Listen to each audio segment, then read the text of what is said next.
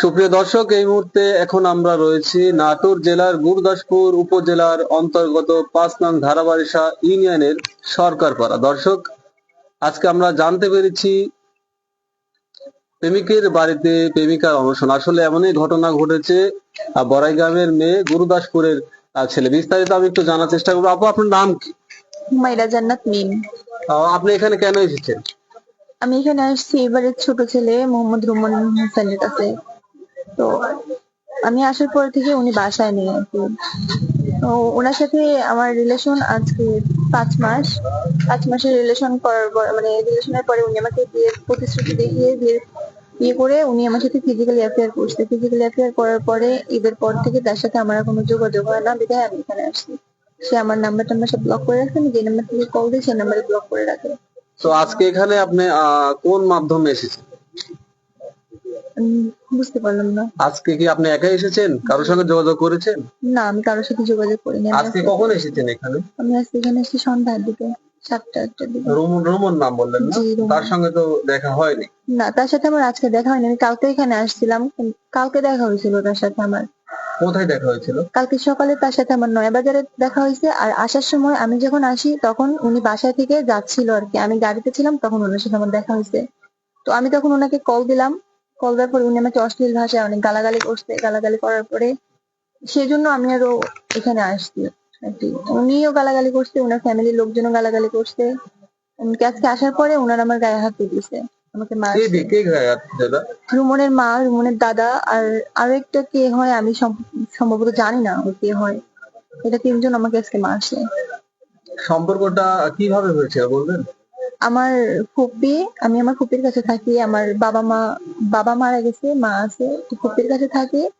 তো আমার ফুপি রুমনের কাকার সাথে ফ্রেন্ডলি একটা রিলেশন আছে, অনেক ভালো একটা রিলেশন। তো রুমনের কাকা যখন আমার ফুপির সাথে দেখা করতে যেত কিংবা কোথাও বেড়াতে নিয়ে যেত তখন রুমনকে সাথে করে নিয়ে যেত। ওই রুমনকে প্রতিদিনই সাথে নিয়ে যেত, এই প্রতিদিন আবার আমার ফুপি আমাকে সাথে করে নিয়ে যেত। এভাবে যাওয়ার সাথে কথাবার্তা হইতে হইতে আর কি এক পর্যায়ে রিলেশনে জড়াই যাই আমরা। তো এখন আপনি কি চাচ্ছেন? এখন আমি চাচ্ছি ও আমাকে বিয়ে করুক। তার পরিবার কি বলছে? তার পরিবার মেনে নিতে চাচ্ছেন না। আপনি যেখানে এসেছেন আপনার পরিবার কি জানে?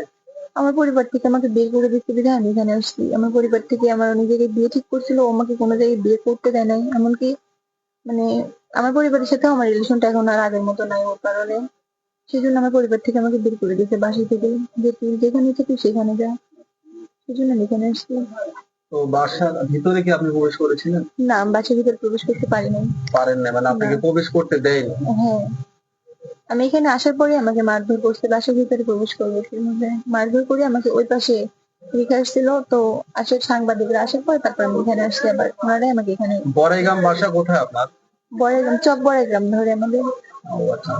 দর্শক, আমরা কিন্তু সরাসরি আমরা লাইভের মধ্য দিয়ে কিন্তু আমরা কথা জানার চেষ্টা করেছি। উৎসুক কিন্তু জনতার ভিড়ও দেখা যাচ্ছে চারিপাশে, কিন্তু সবাই এই ঘটনা আসলে নাড়া দিয়ে উঠেছে ধারাবারিশা ইউনিয়নে। দর্শক, আমরা এমনটাই কিন্তু আমরা জানতে পারলাম এবং আমরা বিস্তারিত সর্বশেষ যদি রুমনের সঙ্গে আপনার কোনো দেখা না হয় তো আপনি কি সারা রাত্রি এখানে থাকবেন? জি, ওর সাথে আমার দেখা না হওয়া পর্যন্ত আমি এখানেই থাকবো। তাকে কি ফোন দিয়েছিলেন আসার পরে? জি, তাকে কল দিয়েছিলাম, সে আমার নাম্বার ব্লক করে রাখছে, তার সাথে আমার কোনো যোগাযোগ হয়নি। সে আমার নাম্বার ব্লক করে রাখছে। আমি আজকে সারাদিন অনেকবার কথা বলার ট্রাই করছি, কিন্তু আমি মানে যেগুলো নাম্বার থেকে কল দিয়েছি একটা কলও ধরে নাই। একটু পরপর ফোন অফ করে রাখে, আবার একটু পরপর ফোন খোলে, কিন্তু ওর সাথে আমার কোনো কথা হয়নি আজকে। কালকে সন্ধ্যার দিকে কথা হয়েছে, এর ভিতরে আর কোনো কথা হয়নি ওনার সাথে। নাম? আমার নাম হুমায়রা জান্নাত মিম। দর্শক, আসলে বিস্তারিত কিন্তু আমরা লাইভের মধ্য দিয়ে আমরা জানানোর চেষ্টা করেছিলাম। গুরুদাসপুর উপজেলার ৫ নং ধারাবারিশা ইউনিয়নের সরকারপাড়া থেকে রোমনের টানেই কিন্তু এক তরুণী ছুটে চলে এসেছে এবং আজকের এই অনশন ঘটেছে। এই ছিল গুরুদাসপুর উপজেলার অন্তর্গত ৫ নং ধারাবারিশা ইউনিয়নের সরকারপাড়ার সর্বশেষ আপডেট খবর আমরা জানতে পেরেছি। বিস্তারিত পরবর্তীতে আমরা জানানোর চেষ্টা করব। সবাই ভালো থাকবেন, সুস্থ থাকবেন। আল্লাহ হাফেজ।